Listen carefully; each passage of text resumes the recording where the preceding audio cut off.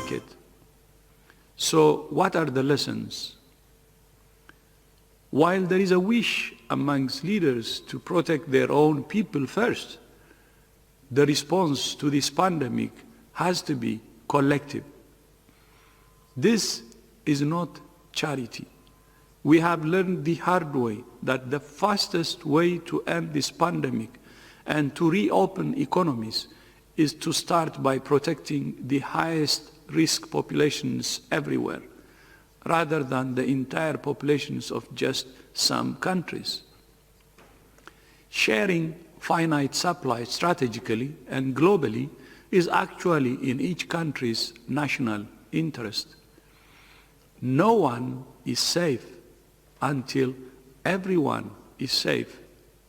No one country has access to research and development, manufacturing, and all the supply chain for all essential medicines and materials. And if we can work together, we can ensure that all essential workers are protected and proven treatments like dexamethasone are available to those who need them. With PPE and tests, a collaboration between the public and private sectors meant supply was increased in order to support fair and equitable use of scarce products. As new diagnostics, medicines, and vaccines come through the pipeline, it's critical that countries don't repeat the same mistakes. We need to prevent vaccine nationalism. And for this reason, WHO is working with governments and the private sector to both accelerate the science through the ACT Accelerator and ensure that new innovations are available to everyone, everywhere, starting with those at highest risk. Since May, WHO has been in extensive consultations to develop a new framework to guide fair and equitable access to diagnostics, therapeutics, and vaccines for COVID-19 across all countries. These cross-cutting principles are key to the promotion of equitable access and fair allocation of these essential health products for the greatest impact globally.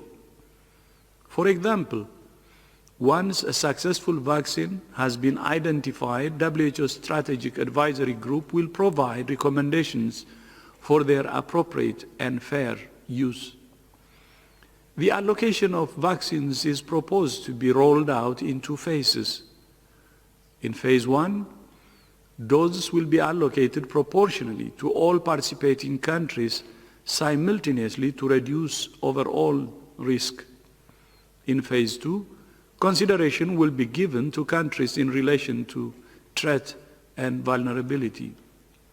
Frontline workers in health and social care settings are prioritized as they are essential to treat and protect the population and come in close contact with high mortality risk groups. Initial data has shown that adults over 65 years old and those with certain comorbidities are at the highest risk of dying from COVID-19.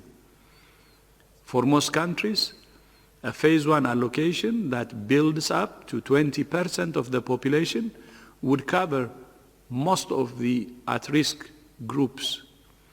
If we don't protect these highest risk people from the virus everywhere, and at the same time, we can't stabilize health systems and rebuild the global economy.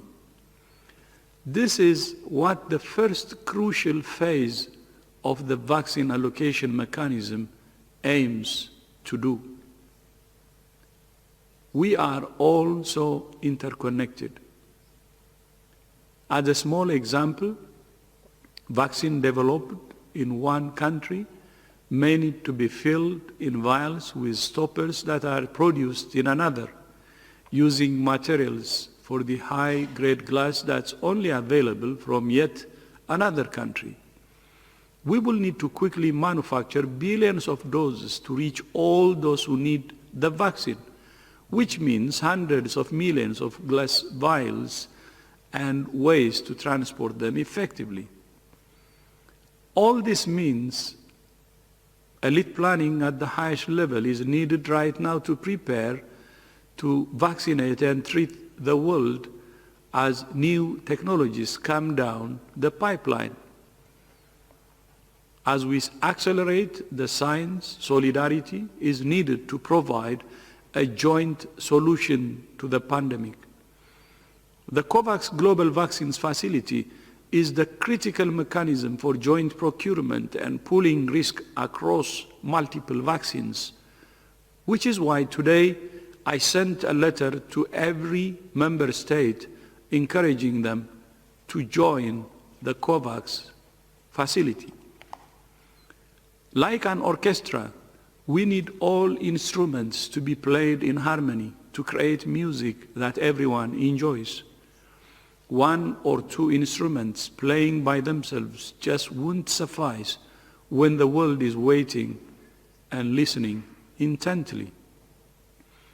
We will work to bring the band together to promote science, solutions, and solidarity, because we believe to our core that we do it best when we do it together. I thank you.